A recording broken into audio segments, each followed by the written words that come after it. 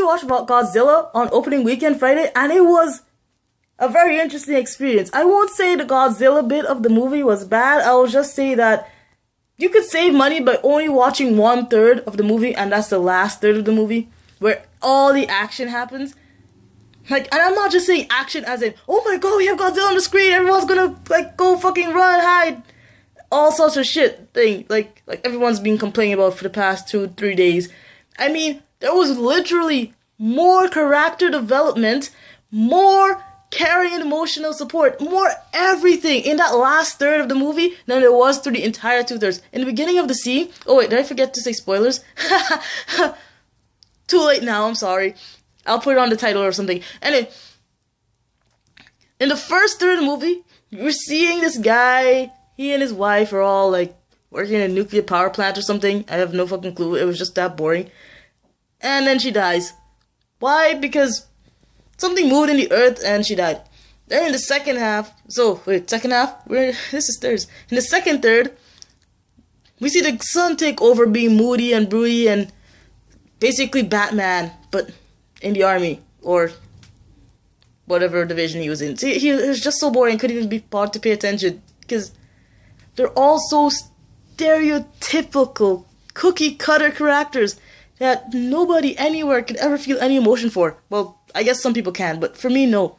They had zero character development, they had zero goals. They literally had no goal. This guy was like, I want to get home to my family, but half the time, he keeps going off somewhere. He's like, oh, I have to go help these people stop Godzilla, but I have to get home for my family. He's like, oh, we have to defuse a bomb. Wait, let me go make sure my family's okay. Oh, my family, I'm here, but I have to go fight Godzilla. Pick a goal. It won't kill you. Like, legitimately pick a goal.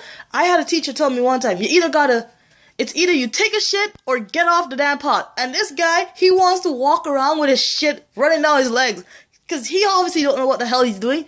And if it was me there, I definitely would not be fighting Godzilla. I would be fighting a safe place and saying wish you well, because I'm a fucking chicken. I don't want to die from Godzilla stomping me into little bits and pieces. There's also 2 new monsters in the movie. Well, a new type of monster, and those were actually cool. They had way more. I felt bad for them more than I did the human elements in this movie. Do you know why? Because of this thing called character development. Every little action move, everything they do with these guys were just phenomenal. Why couldn't they do that with the humans? You have this guy on screen the entire movie, and he is as dumb as bored. It's like, he starts beginning as a little kid, and then he becomes an adult with his own little kid. That's basically his development. Oh, and don't even get me started on his wife. I don't even know what they had Elizabeth Olsen doing in there, but they shouldn't have taken her. They should have taken somebody else, anybody else. I didn't like her acting in the movie at all. I didn't like any of her lines. I didn't like any of the places they put her.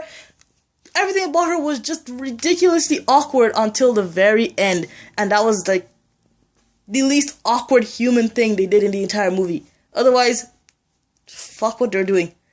I have no clue. The first 2/3 of the movie, it's like every other movie.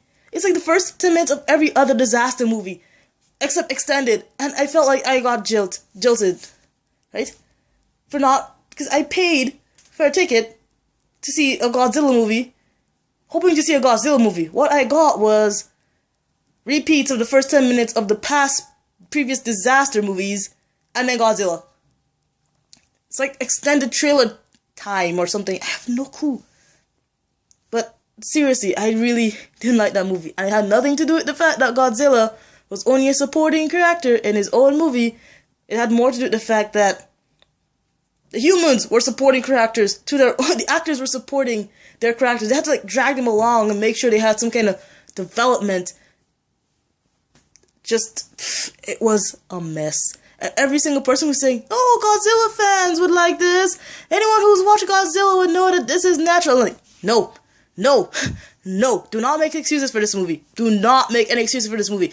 No one's I shouldn't say that. I'm complaining because the human element of this movie took up too much time to be so horribly done. If you're going to sink all your money into a romance and a family and a fucking plot that has to do with humans, at least do it mediocrely well. Don't have the monsters dragging everything They have to do the fighting, they have to do the romance, they have to do the human attachments, they have to do the patriotism, everything.